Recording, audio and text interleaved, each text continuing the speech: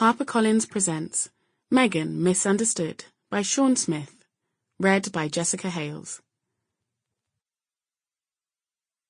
Introduction.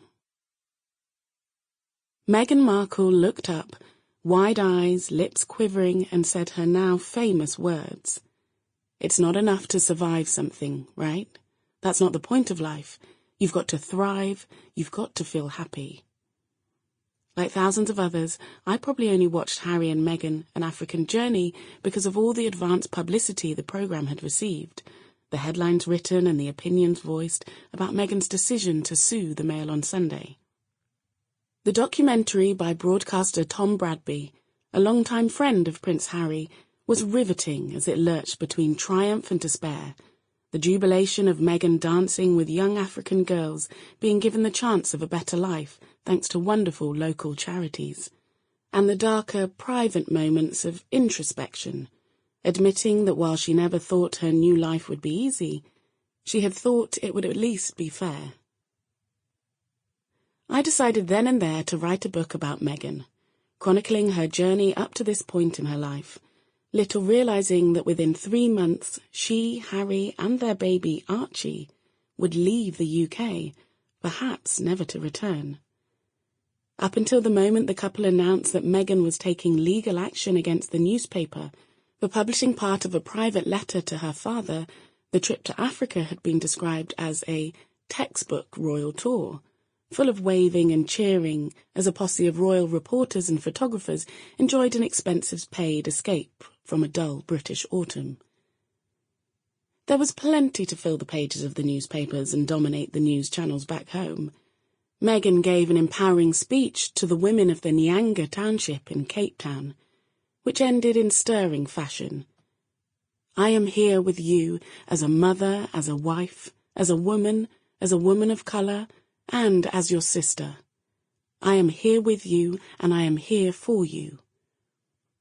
For the first time the world was introduced properly to Archie, not in the dull, traditional way of posed pictures of tired mum and baby leaving hospital, but in a gloriously uplifting meeting between the new parents and Archbishop Desmond Tutu, one of the legendary figures of South African history alongside Nelson Mandela and Steve Biko, the anti-apartheid activists assassinated in 1977.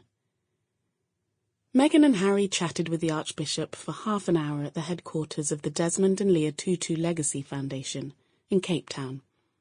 They met at the old granary, a beautifully restored building in Buitenkant Street that was originally built by slaves in the early 19th century. It used to be a symbol of colonial expansion, but now houses a collection chronicling the acclaimed cleric's life. Meghan explained, "It's not lost on us what a huge and significant moment this is." Archbishop Tutu, approaching his 88th birthday, could not conceal his delight at meeting 5-month-old Archie and planted a kiss on his forehead. Meghan said proudly, "I think Archie will look back in so many years and understand that right at the beginning of his life, he was fortunate enough to have this moment with one of the best and most impactful leaders of our time." An African Journey tellingly contrasted the affluent present-day, largely white suburbs of Cape Town with the black township of Nyanga, where women face a daily threat of violence and rape, and more than 300 murders a year, making it one of the most dangerous places to live in the world. Meghan and Harry visited an initiative run by the Justice Desk, a human rights charity in southern Africa, where they saw for themselves young women being trained to defend themselves. Harry, perhaps understandably, was a little overshadowed on the tour by the megawatt star quality of his wife and son, but he has charm and charisma in his own right. He is also undeniably sensitive and endures private inner struggles, which he movingly admitted to Tom on a solo trip to Botswana and Angola, countries that brought back sad memories of his mother.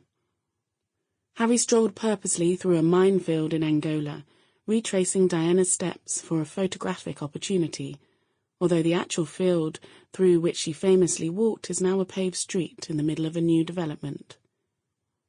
Behind those poignant pictures was the painful story of Harry's reality, as he revealed to Tom how he really felt about photography. Sample complete. Ready to continue?